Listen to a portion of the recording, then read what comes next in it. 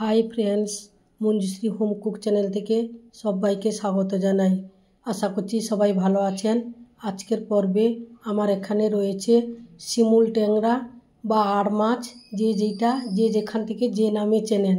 এখানে আমি 10 পিস মাছ নিয়ে তাতে লবণ হলুদ মাখিয়ে নিলাম। ট্যাংরা মাছ যেহেতু একটু সর্ষে তেলও তার সঙ্গে মাখিয়ে নিলাম, কেননা কড়াইতে দিলে খুব ফাটে, তেল ছিটকায়, সেই জন্য একটু তেল মাখিয়ে নিলাম। অন্যদিকে গ্যাসে তেলটা গরম করে নিয়েছি।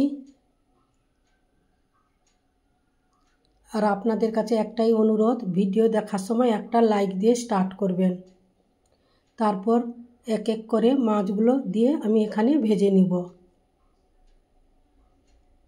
আর বন্ধুদের কাছে একটাই আবদার বা অনুরোধ, যে যেটাভাবে নেবেন ভিডিওটা ফুল ওয়াচ করে দেখার চেষ্টা করবেন। এই মাছগুলো খুব সাবধানে ভাজতে হয়, তাহলে আস্তে আস্তে একটা একটা করে আমি এখানে মাছগুলো ভেজে নেব।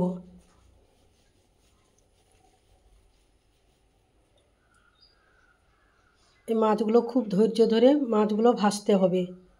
এক ধারে হয়ে গেছে, অন্য ধারে উল্টিয়ে আমি মাছগুলো এবার এক এক করে তুলে নিব।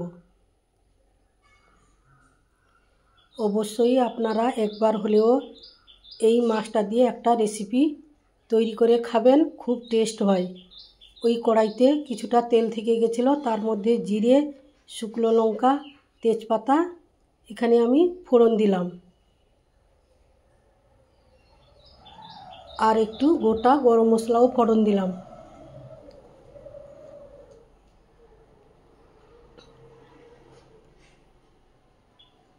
এই মশলাটা থেকে একটা সেন্ট বেরিয়ে আসবে, বেরিয়ে আসার পর কিছুক্ষণ নাড়ার পরে আমি এখানে কুচনো পেঁয়াজ অ্যাড করলাম।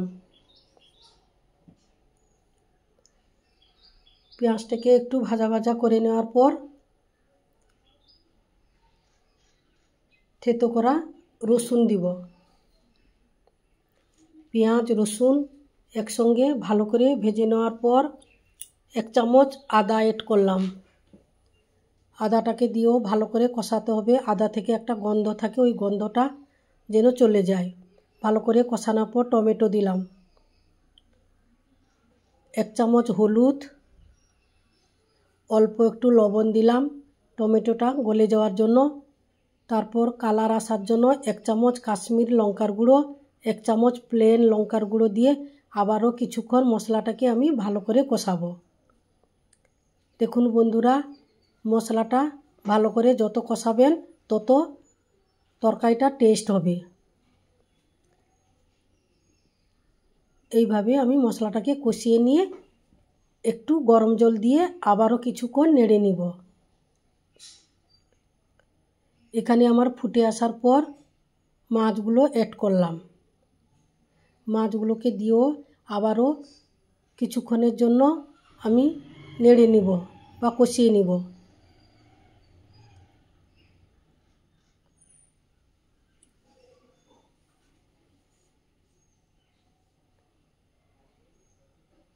এখানে আমি শাহি গরম মশলার গুঁড়ো অ্যাড করেছি।